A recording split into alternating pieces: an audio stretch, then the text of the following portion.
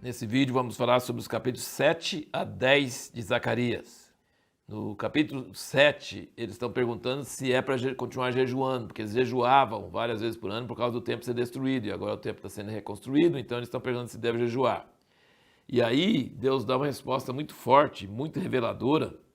No versículo 4 diz: Então a palavra do Senhor dos Exércitos veio a mim dizendo: Fala a todo o povo dessa terra e ao sacerdote dizendo: Quando jejuastes e pranteaste no quinto e no sétimo mês, durante esses 70 anos, acaso foi mesmo para mim que jejuaste?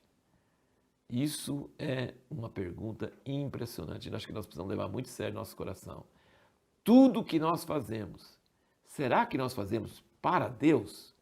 Ou será que nós fazemos para não ser mal vistos pelos outros, para os outros achar que nós somos muito espirituais? Será que é para Deus? É isso que Deus está perguntando. Vocês jejuaram para mim? Deus está muito interessado, não em aparência, não em opinião dos outros, ele está interessado se foi por amor a Ele. Essa pergunta me toca muito no coração. Ele fala: acaso foi mesmo para mim que jejuaste? E aí ele diz no versículo 9, assim falou o Senhor dos Exércitos: executai juízo verdadeiro, mostrai bondade, aqui é recede, e compaixão cada um para com seu irmão. Não oprimais a viúva, nem o órfão, nem o estrangeiro, nem o pobre, nenhum de vós entende no seu coração o mal contra seu irmão. Deus está falando que muito mais importante do que jejum é falar a verdade, mostrar recede ou misericórdia um para o outro, não oprimir a viúva, o órfão, o estrangeiro, o pobre. Isso aí, que para Deus, isso aí é muito mais importante do que o jejum. Tem lugar para jejum, como tem lugar para o sacrifício, desde que essas outras coisas estejam sendo feitas adequadamente. E aí no capítulo 8, versículo 8, eu só queria ressaltar que tem aquele refrão, aquele corinho da Bíblia. Ele diz, aqui no versículo 7 e 8, ele diz: Assim diz o Senhor dos Exércitos, eis que salvarei o meu povo, tirando-o da terra do Oriente, da terra do Ocidente, e os trarei, e eles habitarão no meio de Jerusalém, eles serão o meu povo, e eu serei o seu Deus, em verdade e em justiça. Então, no versículo 8 aqui, eles serão o meu povo e eu serei seu Deus. É o refrão da Bíblia, do princípio até o fim da Bíblia, esse é o alvo de Deus. Ele quer dizer: eles serão o meu povo e eu serei o seu Deus. Isso aí é uma coisa maravilhosa. E aqui agora, então, sobre a pergunta que nós falamos: como podemos ter certeza que a nação de Israel será convertida toda ao Senhor e Jerusalém será a capital do mundo? A gente está usando esse termo capital do mundo porque ele fala assim: a monte de Sião será levantado acima de todos os montes e todas as nações subirão e perguntarão. E quando fala que, depois nós vamos ver no fim de Zacarias, fala que Jesus vai voltar para o monte de onde ele subiu e a monte vai rachar. Então Jesus vai reinar a partir de Jerusalém e todas as nações vão aprender a paz e não vai ter mais guerra e vai ter um reino milenar de 1000 anos de Deus governando. Beleza. Agora pensa para mim comigo o seguinte, olha aqui no capítulo 8, versículo 13, ele diz: há de suceder ao caso de Judá e ao caso de Israel, que assim como éreis uma maldição entre as nações, assim vos salvarei e sereis uma bênção. Não temais, mas sejam fortes as vossas mãos.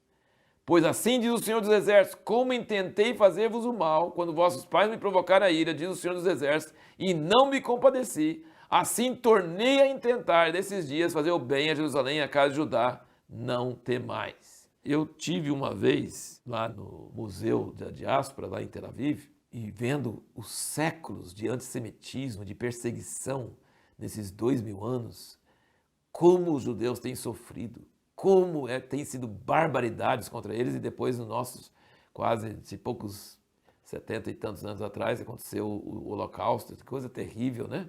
Como eles têm sofrido.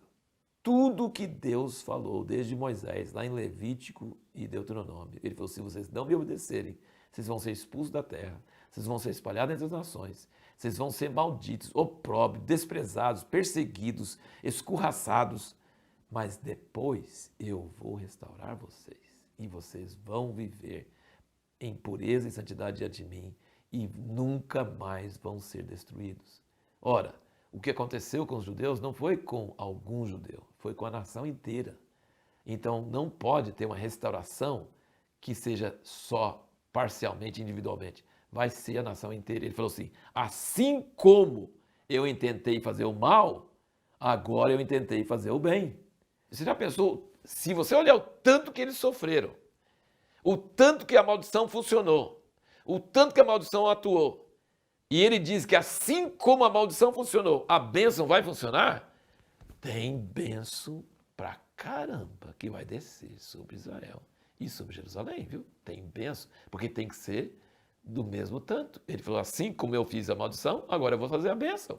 Isso é muito claro, aqui nesse mesmo capítulo 8, versículo 20. Assim diz o Senhor dos Exércitos, ainda sucederá que virão povos, e os habitantes de muitas cidades, e os habitantes de uma cidade irão a outra, dizendo, vamos depressa suplicar o favor do Senhor e buscar o Senhor dos Exércitos, eu também irei. Assim virão muitos povos e poderosas nações, quando fala poderosas nações, Rússia, China, Estados Unidos, buscar em Jerusalém o Senhor dos Exércitos e suplicar a bênção do Senhor.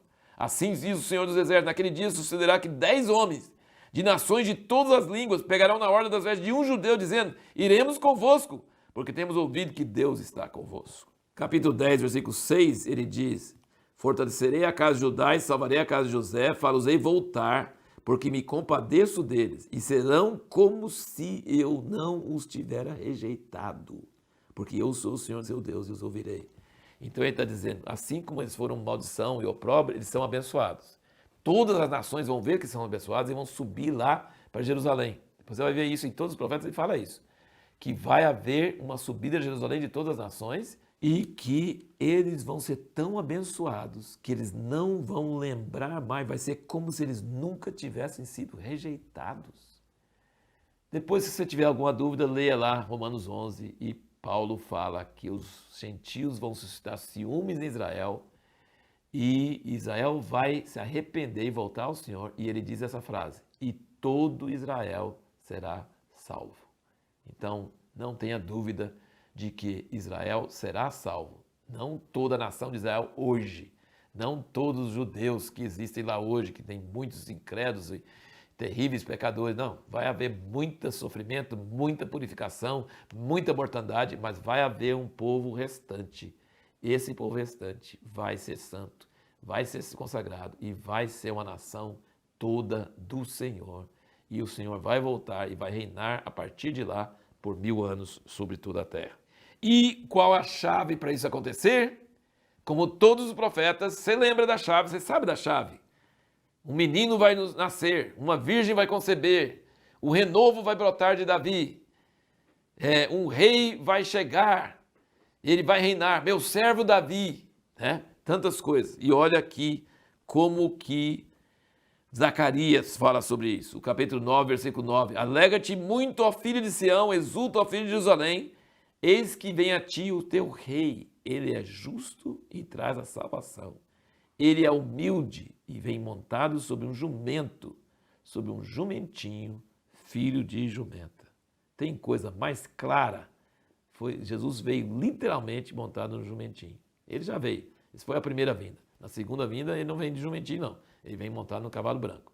Mas ele veio para cumprir exatamente o que está falando aqui o profeta Zacarias. Ele é a chave que vai mudar a história total de Israel e trazer essa bênção sem medida, que vai acabar com todas as guerras e vai reinar de mar a mar. Aqui no versículo 10 do capítulo 9 ele diz, de Efraim exterminarei os carros, de Jerusalém os cavalos, o arco de guerra será destruído. E ele anunciará, esse cara que está montado no jumento, olha aqui, ó, ele anunciará paz às nações e o seu domínio se estenderá de mar a mar e desde o rio, que é o rio Eufrates, até as extremidades da terra, até o Brasil. Já pensou? Pergunta que nós vamos responder no próximo vídeo é como Deus vai conseguir estabelecer seu reino na terra no milênio?